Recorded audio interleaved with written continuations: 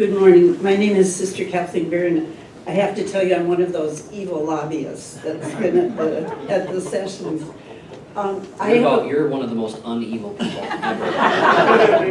I have a question. I'm going to warn Drew that I'm going to focus on you, but I really am interested in what will happen with Senate Bill 86, which is the food tax bill. And that comes up all the time, but finally there is a possibility to take 1% off the food tax with the tax settlement that's being taken care of. My understanding is that it came up in House taxation and was sent to House State Affairs, and Drew, you're in that. I know from being in Pierre now for the 4th year that the legislators have a lot of influence on each other. And I also know that even from just the standpoint of nursing homes, having the food tax reduced by 1% would make a difference in the bottom line of some of our long-term care and nursing homes. So I really encourage you to not only vote yourself, Drew, but also to encourage the people that you can influence. I looked through the list.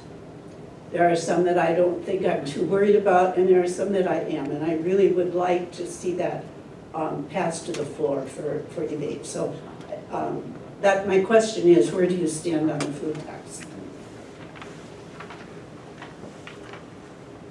I'm going to give everyone here the long story. You probably didn't want the long story. In 2016 session, when the half-penny sales tax increase happened, there was an amendment added that I'm sure most of you have heard about called the Partridge Amendment. And what that amendment did is it says, and it addressed some of the concerns. There were a number of people who wanted to support that sales tax increase but had reservations because they knew that that sales tax increase was going to be just over $100 million tax increase. But also they knew that the Wayfair decision, that the internet sales tax probably would be coming within several years, and they were right. Now that we've had the Supreme Court rule on the Wayfair case and we can enforce the obligation to collect and remit sales tax, they didn't want to see 2 tax hikes in a row within a couple of years. So they said, I'll be willing to vote for 1 tax increase, but I want to make sure that there's not 2 tax increases. And so an amendment was added to that bill that said, once the state is able to enforce the obligation to collect and remit sales taxes from online retailers, for every $20 million that we collect, we're going to go ahead and we're going to reduce the overall rate of taxation by 0.1% until the tax goes from 4.5% back down to 4%, if it ever would get there. So there's been attempts to change that, and the attempt this year was Senate Bill 86, or one of the attempts, and this came from Senator Jeff Partridge, who was the original author of this Partridge Amendment. And so what he was doing with Senate Bill 86 is it says, it's repealing the entire Partridge Amendment and then adding in new language that says every year the Department of Revenue will come before the Appropriations Committee and give us an update on how much we're collecting from online retailers. And every year that we are collecting an additional $20 million more than we collected in the previous year, the Appropriations Committee shall introduce a bill, or the original language, the Appropriations Committee may introduce a bill to reduce the rate of taxation. Okay, so my issue with that is anyone may introduce a bill to reduce or increase the rate of taxation at any time. So my opinion of Senate Bill 86 was that it was the first step in not seeing taxes reduced. And everyone knows, or I think most of y'all know my position. When I ran for office, I ran on a platform of keeping taxes low, of reducing taxes when possible, if we could. Senate Bill 86, like I said, I think was the first step in not seeing the Partridge Amendment ever be enacted, or the sales tax ever reduced. So there was an amendment from Representative Ray Ring from Vermillion, District 17, to hoghouse the bill with an amendment that said that the food tax shall be reduced, and they use the Partridge Amendment, they use similar language, said for every additional, however many dollars we collect, the sales tax on food shall be reduced by 1%.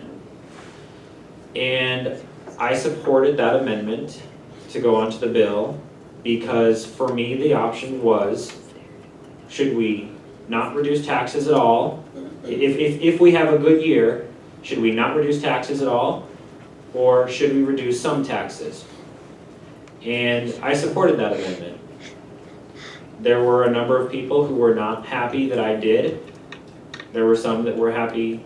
There were some that were happy that I supported it, and there were some that were unhappy that I supported it. But I wanted to move that bill back in a direction where we actually would follow through on our obligation that the 2016 legislature made to reduce taxes. So what happened was there was a roll call motion made on the amendment, and the ayes were 7 and the nays were 6. So the bill was amended to a reduction in the food tax. I've maintained the position for the 3 years that I've been in peer. My preference, if we do want to reduce the sales tax, and that's a discussion that the legislature is having and probably will continue to have, I would prefer to see the overall rate of taxation decreased by a little rather than one item, food, by a lot. So I'm sympathetic to the food sales tax idea. I thought that the amended version of the bill is a better version than the original draft. It's something where if I'm faced with the opportunity, if I'm faced with the question, should we not reduce any taxes or should we reduce taxes on food? I'm gonna vote to reduce taxes on food. But this bill now, after it was amended in committee, we deferred action so that we could have testimony on it. Then a motion was made to send the bill to House State Affairs Committee. I have not seen any possible amendments, but I can guarantee you there will be an amendment brought Monday morning at 7:45. It's the first bill up. I don't know what it's going to say. So my answer to you is I want to see the amendment. I have to see the amendment before I know whether or not I support changing the bill again. If it's changing the bill back to its original language, I would oppose the amendment. If it is changing the bill to something similar to House Bill 1265, which I don't have time to go into right now, I would more than likely support that amendment. But the whole goal is we want to see internet sales tax come in, and we don't want to reduce the tax irresponsibly. We want to see revenue continue to rise by at least the rate of inflation, because we have to. We're obligated to fund our teachers in our schools and our nursing homes by at least the rate of inflation, and I want to see that continue. So the goal is, if we can afford to reduce the tax, I believe that it is our obligation to do that. The promises that were made to voters in 2016, we should follow through.